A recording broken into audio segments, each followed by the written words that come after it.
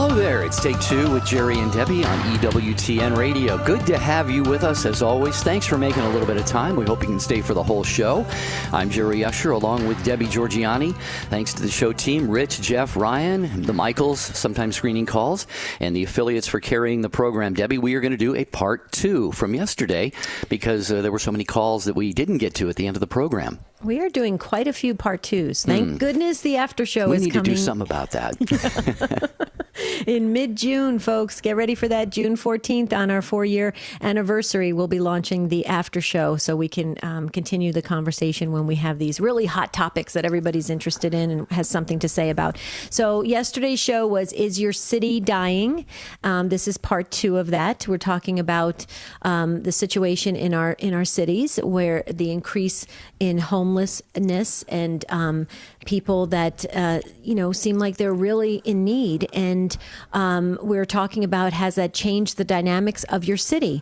A city that was maybe once free of crime and things that are happening and drugs and stuff, now all of a sudden have these, incidences where there's drug paraphernalia at parks and stuff like that. That is very alarming, especially when you have children. Folks, I remember when I had my kids were little and we used to go to the park.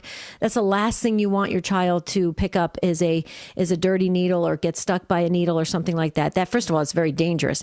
And Jerry, the reason why this show we wanted to take it on in a very real and deep way is because of the documentary that we both saw on Seattle. And why don't you share that, and then we'll talk about. Our phone lines are already lighting up. So well, yeah, it's 833-288-3986. Please join us. We had so many good takes on this yesterday, and today is going to be, I think, the same. But yeah, Debbie and I were in Seattle for a Catholic Radio pledge drive a few months ago, and Seattle's my hometown. I love it. My heart still beats for Seattle in many ways. Although I've seen during my return trips and then living a distance away, I've seen a lot of things change, and people have pointed out some of what those are on the program. But we watched this documentary, and it was done by a local news journalist, and he interviewed police officers and city officials and politicians and residents and business owners. Everybody is just simply up in arms because if you're familiar with this, if you drive along any of the freeways in Seattle and just kind of look down to your left or your right, you see thousands of tents. They're tent cities. And, homeless people have to have a place to live. But they have pretty much infiltrated a lot of, much of the downtown area. And then the problems like Debbie mentioned have come along with the drug use, drug abuse, weapons being carried on people, crimes being committed. And I think the most alarming part of that for me, Debbie, is that so many of the people, including the police officers who were surveyed anonymously, basically were told they're being instructed by the city government not to enforce the laws that pertain to any of these things that are going on. So many of them are leaving the police force, moving out of the area. And it's really just tragic because Seattle is one of the most beautiful cities on the planet when, when all is going in harmony, I guess you might say. Yeah. And Jerry, after yesterday's show, I did some additional research last night, and I was kind of focused on San Francisco. I never realized that San Francisco has the same problem as Seattle, and I never realized that San Francisco ranks 3rd for billionaires in the world.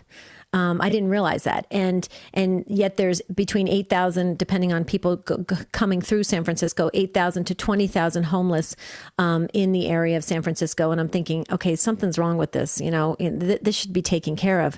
But yet it's getting worse. And there are initiatives out there of trying to build homeless shelters, Jerry, right around the San Francisco area. And guess what? And see, this is so interesting of human nature.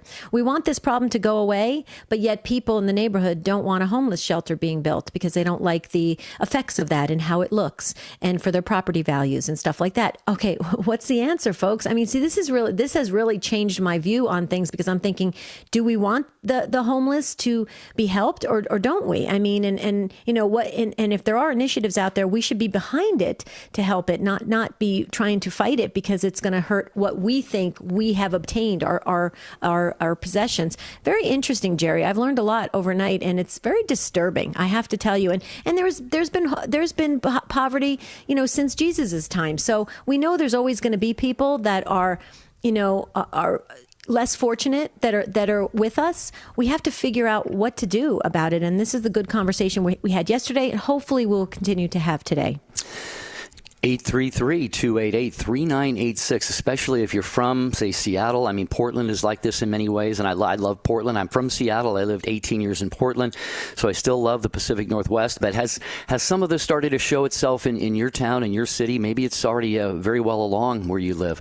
833-288-3986. And how has this changed the dynamic? Like Debbie was talking about, we are called to serve the poor, to feed the hungry, to clothe the naked, to visit those who are sick and in prison.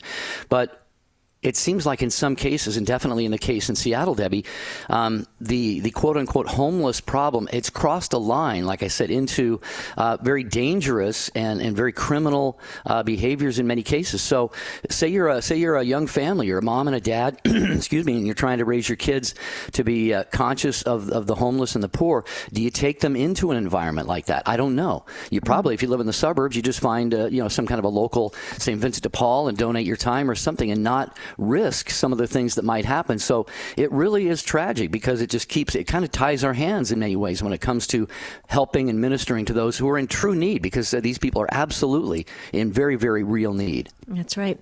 We want to hear from you. What's your take on this? What's your experience? Do you have any thoughts of what we can do better beginning today? Here's the number, 1-833-288-EWTN. Again, that's 833-288-3986. Please do not wait until the end of the show, because then we will have to cut it short, and we don't want to do that, okay? We are bound by the clock, unfortunately, okay? We're not in heaven yet. So we need... Well, there won't be a part 3 either. Exactly. We've been limiting these to, if we do any part 2s, we're going to limit it to 2 because that after show is coming up. But Deb, we want, and people are starting to respond now. We had only, I think, one open phone line. So who wants that line there? 833-288-3986. Okay, part 2 of Is Your City Dying? We want to hear from you. Try to maybe come up with some things that we can do that's very that we are going to feel like we are living out our baptismal call, okay, as Catholic Christians. I mean, that is really important for us to learn and grow, especially we use this format so that we can be a little bit changed, a little bit closer to God. That's what Take Two is all about. When we come back after this short pause, we're going to go right to the phones, and Kelly is up first from New Jersey. She called yesterday. We invited her back for this show today. So, Kelly, we look forward to hearing from you in just a bit. People often wonder about the power of prayer. Why do we pray anyway if we end up having to do so much work for ourselves? So the reality is, we find ourselves up against a wall, and we pray. It's like God turns a light up on the other side of that wall, brighter and brighter and brighter, until the light shines through the tiniest cracks. God might not do it all for me, but He shows me how to make my work more efficient, so that together we can accomplish all things through His grace.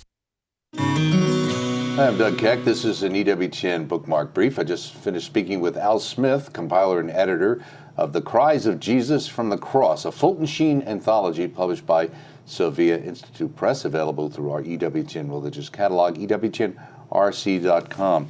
So, Al, tell us, what's it about? Fulton Sheen was one of the best deliverers of wisdom, timeless truths.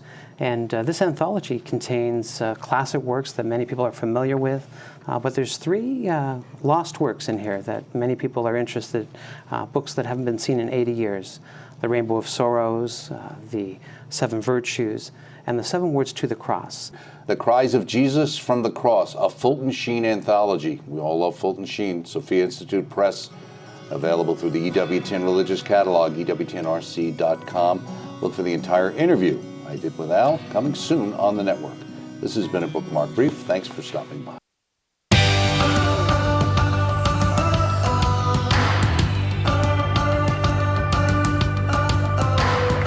This is the program that you control. You take ownership of the program with your takes. You drive it along the radio airwaves here at 833-288-3986. Before we get to Kelly, as Debbie promised, we have the Sunrise Morning Show. That is tomorrow morning at 6 a.m. Eastern Time. And that is with Matt Swaim and Anna Mitchell and the entire team. Sunrise Morning Show on most of these EWTN stations, 6 a.m. Eastern Time on weekdays. So we hope you can catch that program, especially if you're on the East Coast. Start your morning with the Sunrise Morning Show. Okay. I think we're ready, Deb. All right, Kelly, welcome back from Margate, New Jersey, listening on the EWTN app. Hi, Kelly. Welcome. Good afternoon. Thank you. So yesterday I just wanted to follow up on what I said. The cities and the homeless and the drugs and all these problems that are encroaching, they're getting bigger. And what do we do? And obviously we know, but we have a problem. But my connection that I wanted to make is that the USCCB is spending a lot of time, a lot of resources getting involved in border issues. And at the border, we obviously have problems of people. I mean, in the Catholic Catechism, it says you can come, but you have to come to a country. We're free to emigrate, but we have to follow the laws.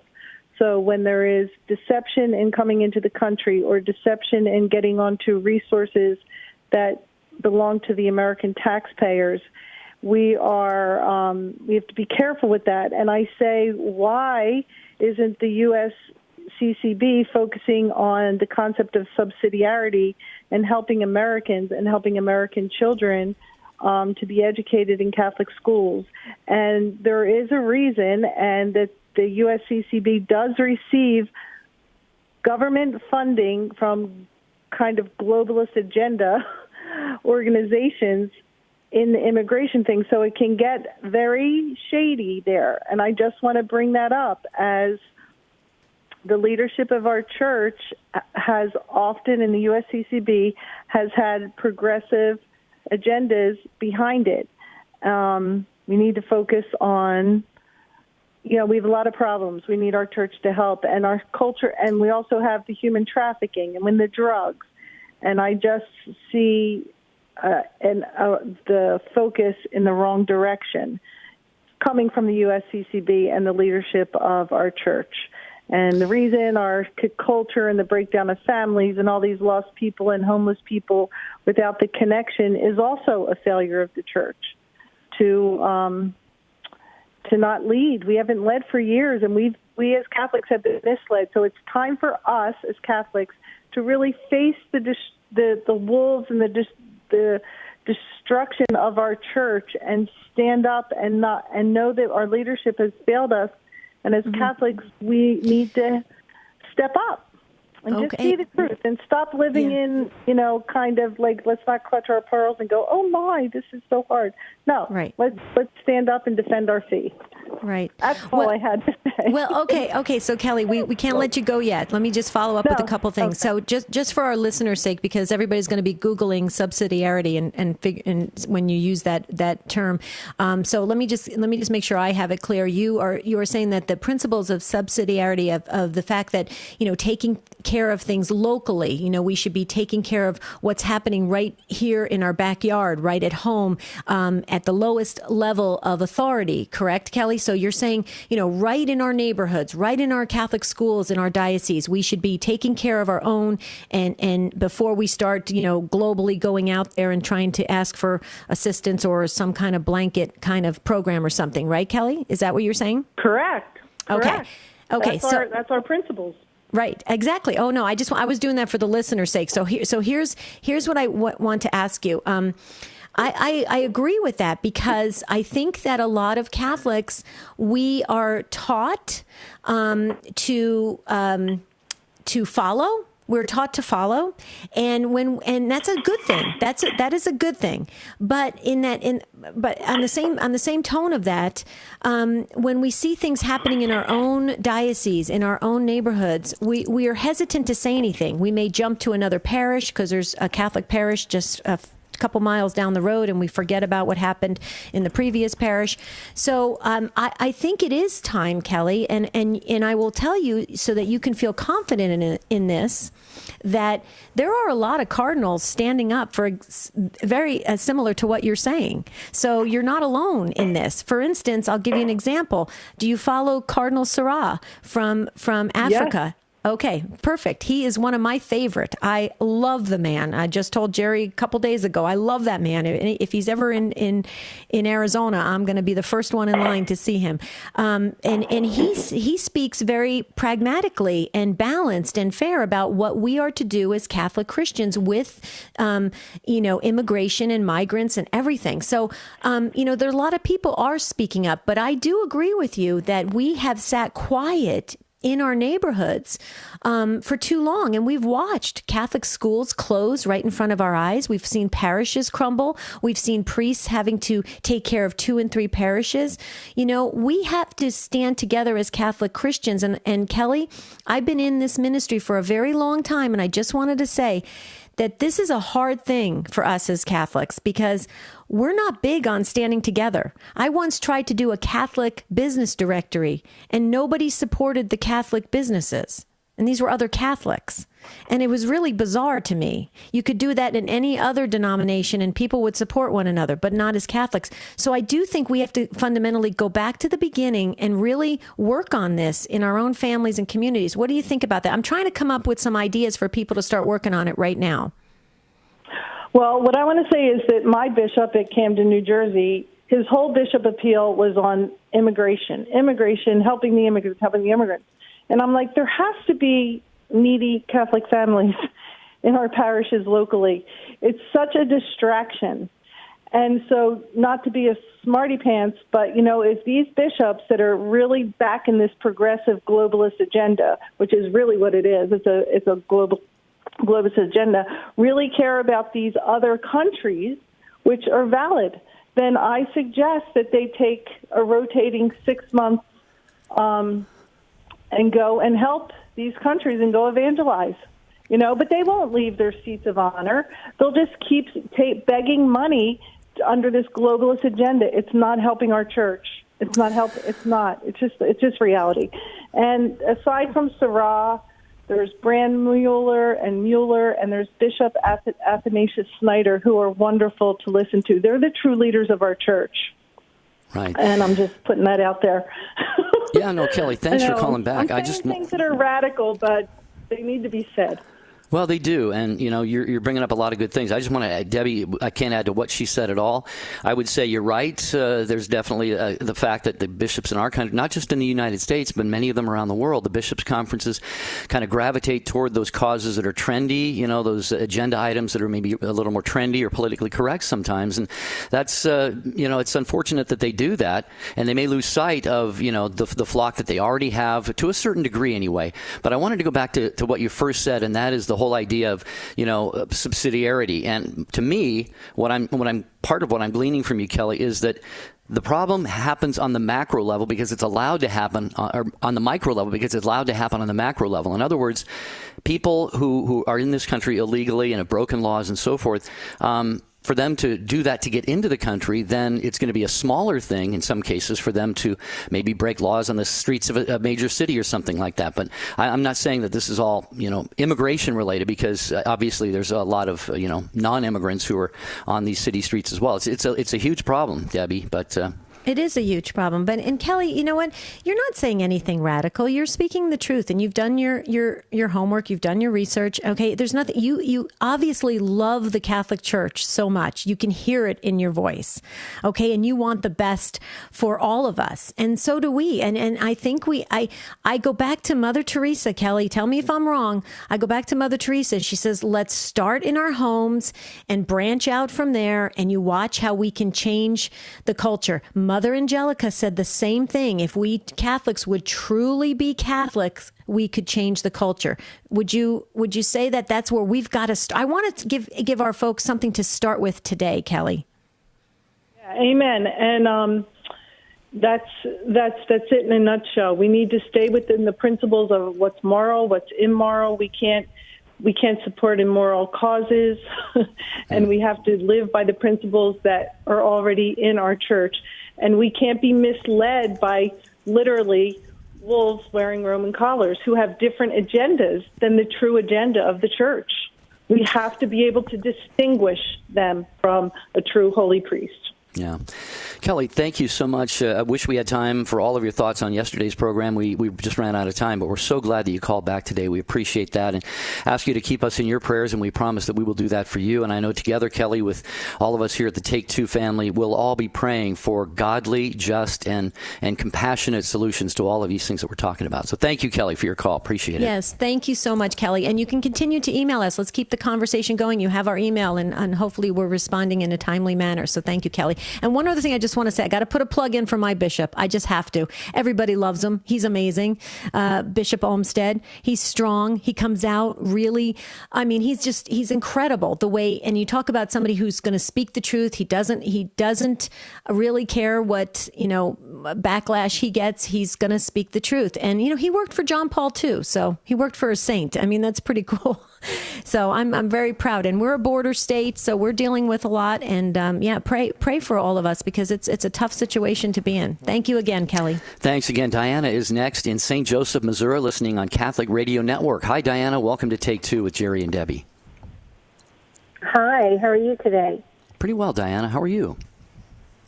I'm good. Good. What are your thoughts on this?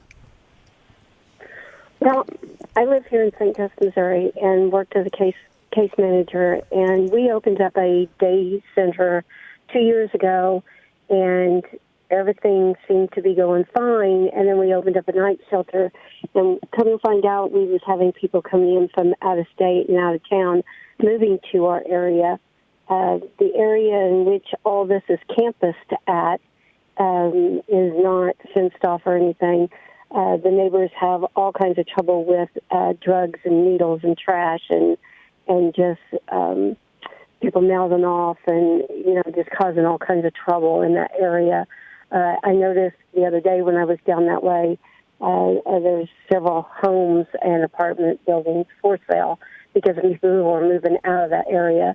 We also have tents down by the Missouri River downtown, and I see the homeless filtrating all around town, not just in that area, but all over town now. We have oodles and gobs of people that come in. Wow. And the crime rate has increased. Drugs have increased. As a case manager, I was the only basic thing I could go back to was, yes, I could help get them housing and help them with food and medical and things of that nature. But I also saw a great need to witness the Word of God to them and salvation and be a prime example of a Christian, which did change and has changed people's lives in that area, and they became either Christians or just better people. Yeah. Well, Diana, I'm glad you did that. We were kind of waiting, hoping that one of our callers, like you, Diana, would bring up the faith issue of all of this. I mean, that is really our first and foremost goal, or it should be. However, we don't just go up to someone who's down and out and in a bad situation and say, "Hey, the Catechism says this, and the Bible says this." First, you want to win their, you want to become credible to them. What's the saying? People don't care what you know until they know that you care. Once you've done that, though, Diana, then the faith component has to be in there. But I put this out here, Diana and Debbie, for consideration. Something has shifted in the behavior of many of the homeless people, not all of them. Something has shifted in their behavior to almost an entitlement mentality. Remember, it wasn't that long ago when, God help us if there's ever any homeless at all, but the homeless, Debbie, would be, you would see in them a recognition of their plight and their situation, and there was almost more of a humility, as they came to you as, I'm really in need. Now there's almost this you owe me kind of mentality, and we do owe them in Christ, but all these things Diana is bringing up, Debbie, I think are symptoms of maybe a shift in the mentality on the part of some, but not all, some homeless people. Yeah. And Diana, I want to hear your comment, your response to Jerry, but real quickly, since you've worked in this ministry, let me ask you this question, because I'm always troubled by this. It's the same with abortion, immigration, anything else you want to talk about. There's different situations, different scenarios, different things, and people tend to focus on one certain aspect of that situation. So with regards to the homeless, okay.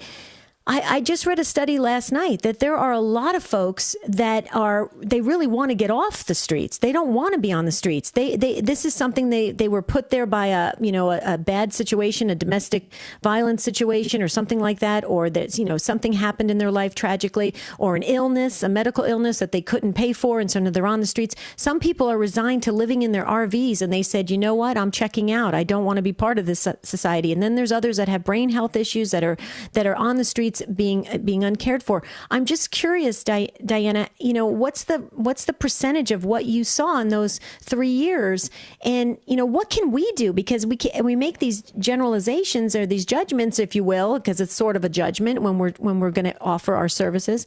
How do we how do we decipher what's what? But hold that thought, Diana, because you're going to hear the music.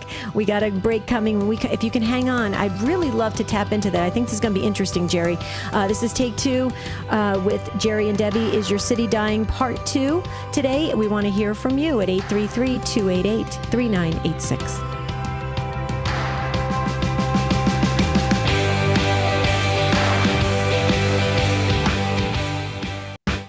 Father Wade Menezes. The Father himself gauges his Son, capital G, as the most perfect one to act in his stead, he whom the Father himself sent into the world. The leading Catholic voices are on EWTN Radio.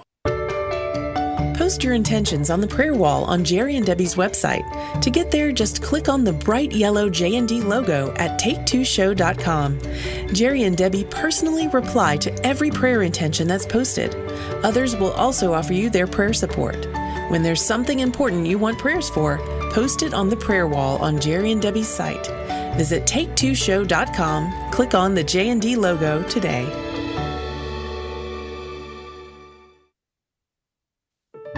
The Reason for Our Hope with Father Larry Richards. Do you mean to tell me that God's a fool? That to make money, to be good in sports, to be a good golfer, to be good in anything, you're going to have to put hours after hours after hours every day, work really, really hard. And then you're going to lose it all anyway, even if you get to the top of your game. But to go to heaven, the greatest of all gifts, the eternity of eternities, all you got to do is, hey, just try to be a good person. And if you go to church every once in a while, please don't get mad at me. Could you just try?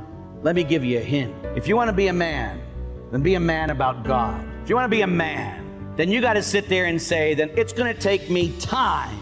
And that got to become the most important thing, because money ain't going to keep you alive forever. Sports ain't going to keep you alive forever. Being healthy ain't going to keep you alive forever. Let me give you a hint.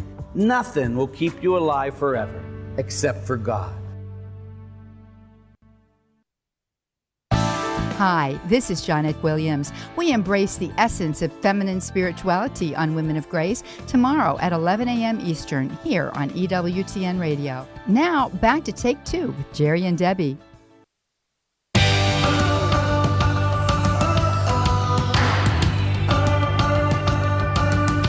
We're so glad you're with us on Take Two with Jerry and Debbie. We're talking about Is Your City Dying? And we're speaking with Diana in St. Joseph, Missouri. Diana, please forgive me. I did a lot of research last night. I got a lot of questions and I need a lot of answers. So what do you think? I mean, how do we process this, Diana? Well, first of all, I agree with you on building a rapport with these people, and also respect and trust, and show that we love them and care about them. Just as Mother Teresa did, you have a so-called relationship with them. You also reach out with love, but a lot of the people I see, you're correct that they are becoming selfish and self-centered, and it's me, give me type attitude. Plus, you also have the ones that yes. You have people that come in off maybe they get kicked out of their home, or their mom dies and they've been taking care of them, and they come out on the street because the family kicks them out after the mom passes away. So it's situational homelessness. These people we got to grab really quick and help really fast, because if we don't, then the drugs and the alcohol is usually introduced to them by the others, which can bring them down significantly. Right. Okay, so you just said something, Jerry, a light bulb went off in my head. You just said something, Diana. I think we can apply this across the board. So what you're saying, I hope I don't put words in your mouth. We need to process people quickly and find out their come from, find out what's happening, and figure out where to place them and get them the help they need. That could be applied at the borders as well. There's people that are very honestly seeking asylum because they're running from a horrible situation, and there's others that are just trying to get into our country illegally and for not good reasons. May have bad intentions, yeah. Exactly. So we need to process this quickly right at the get-go before it spirals downward. I think I heard you correctly, Diana. That is good advice, if that's what I heard you say. Yes, that's exactly what we do, is that immediately when they come in, we do intakes and we find out where they came from, what their situation is, what their needs are, short-term, long-term, and get them where they need to go and get the help as soon as possible to move them on into housing. Since you are in this field, Diana, I'd be curious to ask you this question. Are some agencies hesitant? Well, how do I want to say this? It's kind of like a lot of times when you're being treated for an illness, the doctors treat the symptoms versus the core of the problem, because if you get well, then like the drug companies, if you get well, you get off their drugs. I'm wondering, if the money, is there money involved here? These agencies may be being paid so much, and it means employment for a lot of people and so forth. So are they in any way reluctant to maybe totally eliminate the problem, because to graduate them. Graduate them. Yeah, thank you, Debbie. You're always much more articulate than I am. What do you think, Diana? Is there some of that? It's kind of like it perpetuates their agencies and their jobs and so forth.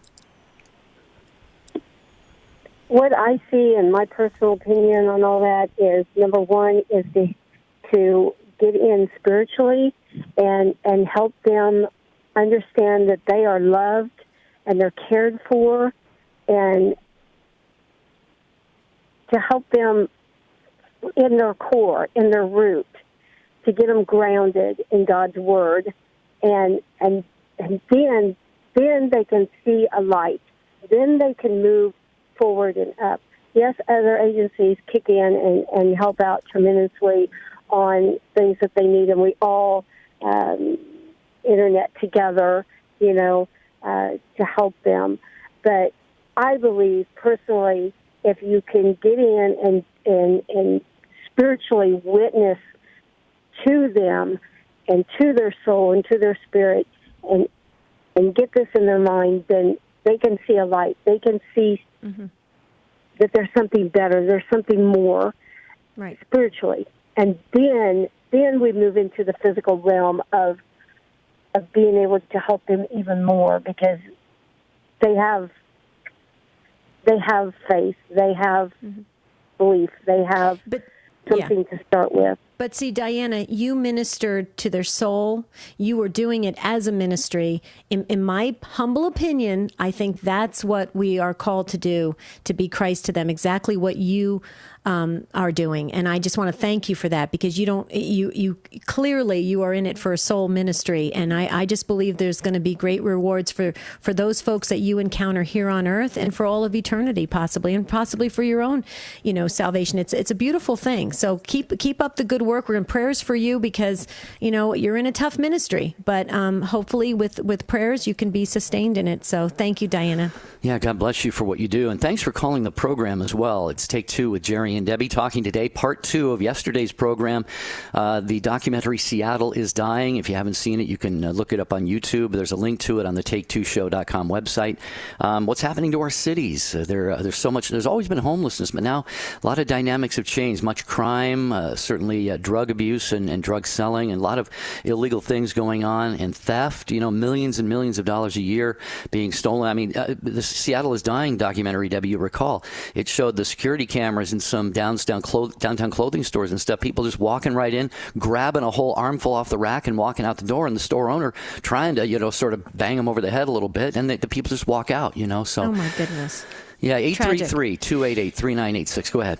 Jerry, real quickly, if Kelly in New Jersey, I hope you're still listening, you got a very, very high compliment from a dear friend of ours who we absolutely love, Helen, who we email back and forth with. She's one of our Take Two family members as well. And she wrote in, she had a PS to her email. She was listening to you, Kelly, and she said, I love the call from the woman I'm listening to. That would be you, Kelly. And she said, a sort of St. Catherine of Siena, maybe. I love that. That's a high compliment, Kelly. So I just wanted to let you know people are listening. Okay, we go to Kathy next in Ann Arbor, Michigan, listening to Take Two on Sirius XM 130. Hi, Kathy. Thanks for joining us. Hi, thanks so much for taking my call. And I called yesterday, but I didn't make the cut at the end of the program. I just wanted to share, and of course the dialogue yesterday went in kind of the direction of being wary of helping the homeless. And I support most everything that the callers are saying about some of the dangers there, but it brought to mind a story that came to me recently with a friend of mine who is a worker here in Ann Arbor with me, and she is investigating getting back to the Catholic Church following the death of her mom. So she's tried many ways to connect with the church, and of course churches are busy, so it's been difficult to get involved. But she was going to Mass and was in the parking lot, and a homeless person opened a dialogue with her, and they were having a good dialogue. And she was going to give the homeless person some money. In fact, she did give the person some money. But folks from the church seemed to be aware of it, and they kind of came out and on several occasions saying, no, And she's like, no, really, it's okay.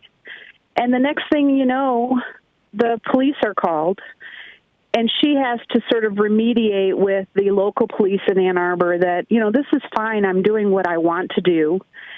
And that kind of interaction has caused her to kind of open up conversation with me again about, really? Is this how they do? Yeah.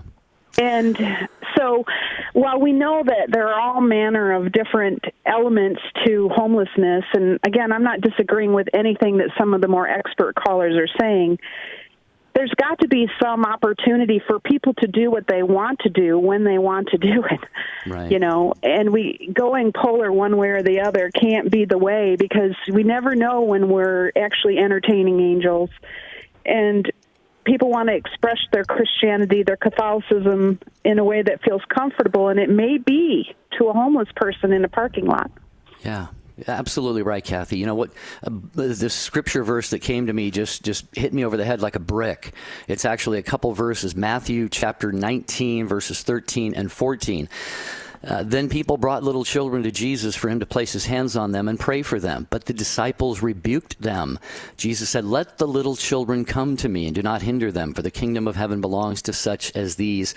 And when he had placed his hands on them, he went on from there. I don't see, Debbie, that it's all that different from the story in the Bible there. This friend of Kathy's was doing a beautiful, beautiful thing, and I find it unfortunate. Maybe these people knew something that her friend didn't, but I certainly would not. If she was having a dialogue and really affirming the dignity of this person and really letting them be heard and feel their worth, I think it's unfortunate what happened. Yeah, I do as well, Kathy. I mean, your story about your friend, it just really kind of hit me in the gut. It just bothered me because she was really coming from her heart. Having these conversations, possibly people are listening who, are in city council and stuff like that maybe can start some things that can help the situation for all of us so that we can participate freely and not feel like our hands are tied in this. I don't know, Kathy. I mean, really, there's what could we possibly do right now, Kathy? Maybe you have some great advice for all of us. Again, I don't have, this is not my profession, but I think we have to be really careful about putting the solution down a single pathway. Try to grow in love and charity so that we're a little nimble in our reactions to things. And again, I personally would not have given money to the homeless person just because I've recently learned that many of the folks that are panhandling are involved in, sort of sex trafficking and so forth. And I don't want to buy into that. But if you're doing something for anyone at any time with an open heart and in love, I think that should be allowed and maybe not be so polar on an issue one way or another. That's really all I wanted to share. Mm-hmm.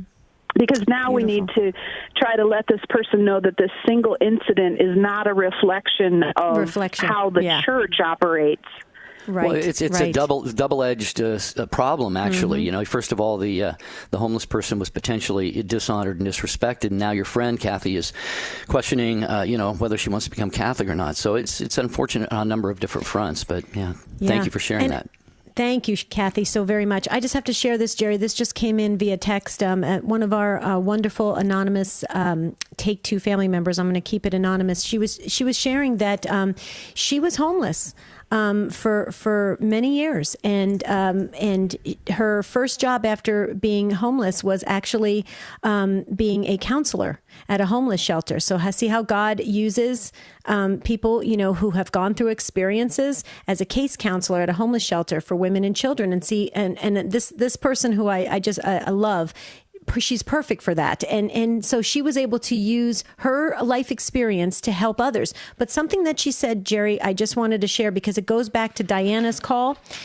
She just said that she values what Diana says, but she just said that sometimes you have to give folks the essentials first. Then you can start working with their spirit. She saw this firsthand. She says homeless and drugs and loss of family, they don't want to hear about God first. They need the essentials first and then to talk about God and spirit later. So that is very good advice from this wonderful person who has lived it. And so we have to learn from others who have walked through this, because that's how we're going to really get a better grasp of it, I think. So. Yeah. Brad, hang on. You're going to be next. Sandra right after that, and Christy and the others. Take Two with Jerry and Debbie, still busy phones. Wanted to mention Patricia emailed us about this program. She said she missed all but the tail end of yesterday's program. Patricia, you were in luck because we did a part 2 today, and I hope that you were able to listen. She said, I watched Eric Johnson. He's the news reporter in Seattle. I watched Eric Johnson's Seattle is Dying documentary a couple months ago online. I thought he portrayed the sad situation in Seattle not only with compassion and truth, but he also offered a solution, which has apparently had success in an eastern location. And then in parentheses, she says, can't remember the locale, Rhode Island? Yes, it was Rhode Island. She says, I moved away from Seattle last August in part because of the tragic situation there. The city council ruled that homeless people with vehicles, running or not, could park anywhere without penalty. When I needed to go to the office for work in Georgetown, that's South Seattle, I no longer felt safe having to park and then walk several blocks. When I moved to Seattle 40 years ago, it was a lovely, safe place. That is no longer the case. She talks about the very liberal politics, which includes a socialist on the city council, have had a devastating effect. And she thanks us for our work. Well, thank you, Patricia, for weighing in on this. There's somebody firsthand who has seen it and lived it. And she moved to Seattle because of its beauty, which it still has. The natural beauty and in so many other ways. But all these tragic situations actually ended up driving her away. Yeah, and then we had another email come in from one of our Take Two family about a situation in her own neighborhood with her next door neighbor. It's a quite lengthy email, but it is really another troubling situation of how to interact with people on a regular basis, because they can become sometimes demanding, and that's difficult. I mean, where do you draw the line? And she had a priest that gave her advice, and I hope I'm not botching the email too bad, but it's something to the effect of when it begins to hurt you, deeply, then it's time to stop, right, Jerry? Is that what you got from that email? The boundaries have to be... Yeah, I haven't had time to read all of it. Like you said, it's a long one, but we can do that after the show and reply. But Teresa also emailed, and she made a good point, Debbie. About 40 years ago, we closed most of the mental hospitals in the United States. And so now you've got brain health issues, as you like to call them, Debbie, and they're very real. All of us, I think everybody has some brain health issues to one degree or another, but if they're bad enough to the point where they lead you to, be whatever, schizophrenic or bipolar. Many of these things, a lot of these people on the streets have problems like this that need to be addressed as well. So you got the food issue, the clothing issue, the housing issue, you got the mental health issues. So it's really we talked about yesterday. It's an onion with a lot of layers. Well, and you talk about the mental health hospitals, Jerry. That really bothers me as well, because there's been a lot. Many of those have closed because of problems that they were having in the institution themselves. The experiments going on, abuse, all sorts of situations. I mean, we have to really uphold the dignity of the human being we are encountering if we really want to live out our baptismal call the right way and be Christ to one another. We cannot just view them as a number or as a patient or something like that. That's what I believe anyway, Jerry. Back to you, our dear listeners. You're the ones who drive the show, so we're going to get more of your takes. Brad, you are next in Denver. Thank you, Brad. You definitely get our Virtual Patience Award today for holding on the line, listening to Catholic Radio Network. Hi, Brad. Well, good morning. I really appreciate your taking up this issue. It's something we're experiencing in Denver since we legalized marijuana a couple of years ago. It's gotten much, much worse. I'm a Knight of Columbus, and we had a speaker from Catholic Charities come out and speak to our organization.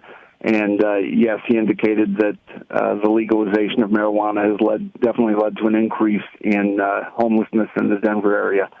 I've personally experienced that when we do homeless outreach. Met a young man who moved here from Georgia. He's in his probably late 20s, early 30s, and he specifically came out here for the legal marijuana.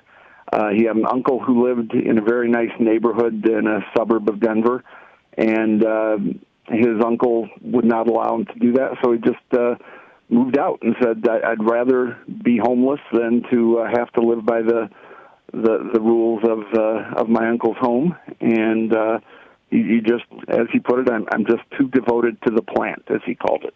This young man has a college degree in education. He could be teaching, but he said no. He says if I were going to get a job in a school district, they would want to have me go through a drug test, and I'm not willing to do that. Yep. And I was in Seattle a couple of years ago, saw exactly what it's turned into. San Francisco, you can go online, and they actually have a map of places where human feces have been reported, and it's got literally over 100,000 incidents. I mean, it's disgusting that in a wealthy country like this that we have human feces reports on the streets, but you can actually find this online. And it just comes from people who have frankly abandoned God and have they're trying to impose the socialist agenda. And if you want to see the future, you look to Venezuela.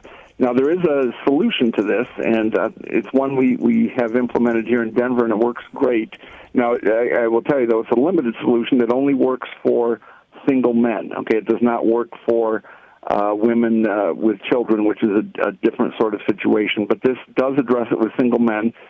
There's an organization here in town called Step Denver, and it was founded by a former self-described street drunk, that's how he described himself, named Bob Cote. And Bob founded this organization, and their motto is Work Works. And they will take in single men only to get them off the streets. But as soon as they walk in, they're handed a potato peeler or a toilet brush or a mop or a broom, and they're said, okay, get to work, because they have very little staff. The staff is the homeless people themselves are the staff. They're located near the baseball stadium where the Rockies play, and you can park there, and they will wash your car for you.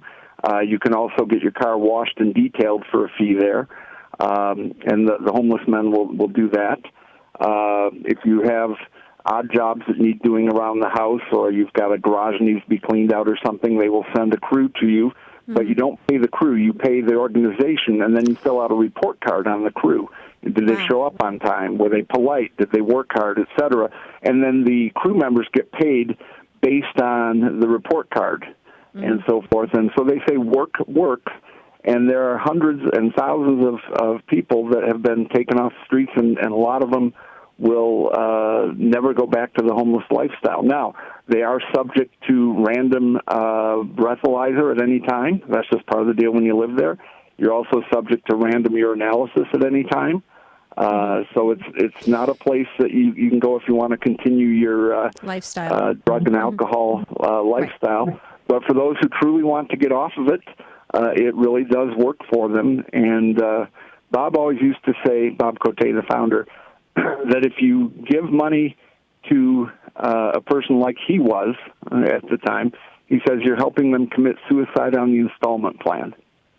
And if I told you I was going to commit suicide and I wanted money for bullets, I would hope you'd be compassionate enough to say, no, I'm not going to give you money for bullets. He says, well, that's the same thing. Yeah. He says it's the same thing. Brad, it's interesting you're saying this, that you were saying that this gentleman said this, because that's exactly why I made a huge change in the way I approach, because I went to a class as well, and they were talking about this, and they said, what if you were giving the money and it's the last time they took that drink, or the last thing that actually, and I didn't want to, I just didn't, we're not supposed to worry about the outcome. We're supposed to do what from our heart. I understand that, but it bothered me so much. You want to give people help to better themselves so that they can move in a better direction. The last thing we want to do is just kind of feed our own kind of our own guilty conscience and saying, here's $1, now I'm done with my good deed.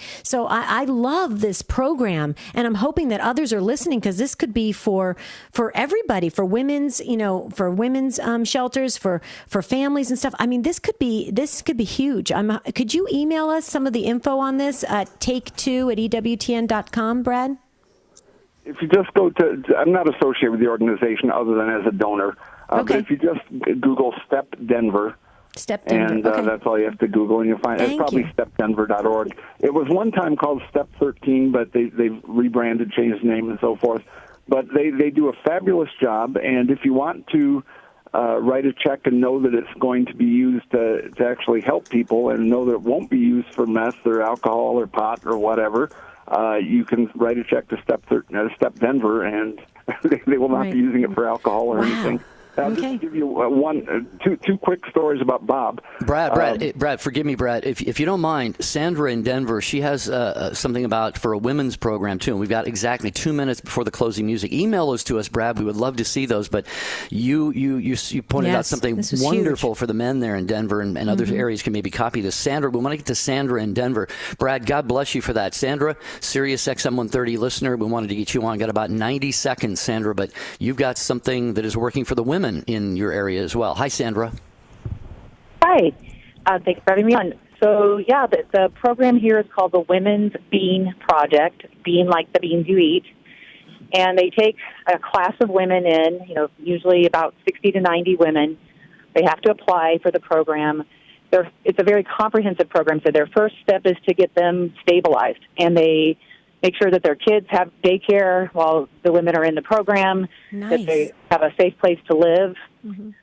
And then, once they're stabilized, and sometimes it's also getting them away from relationships that are not healthy for them with others, oftentimes a boyfriend or a husband. From there, they work in a factory where they make bean products, bean soup, different kinds of foods revolving around beans. And they also go through job training, how to interview for a job, how to show up on time. A lot of times these women come from cycles of poverty where those skills that we take so for granted aren't given to them, aren't transmitted to them and, in their family life. And so kind of giving them some of the basics. And the program's been very successful here in Denver. They have a 90% rate of women still employed a year after they've left the program, after they've graduated. Wow. And they've turned people's lives around. It's really cool.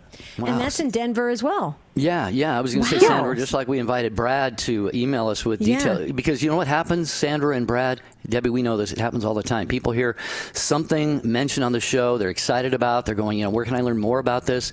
I think one of the best ways is just to email us, and if we have that information, then we have it to pass along to them. So, Sandra, take2@ewtn.com is where you can send us details about that.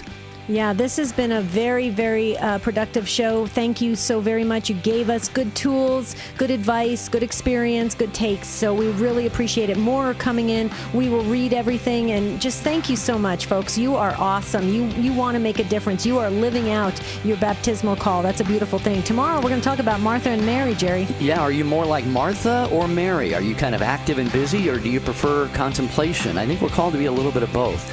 But we want to see if you lean to one side or the other on that tomorrow. Until then, have a beautiful and blessed day.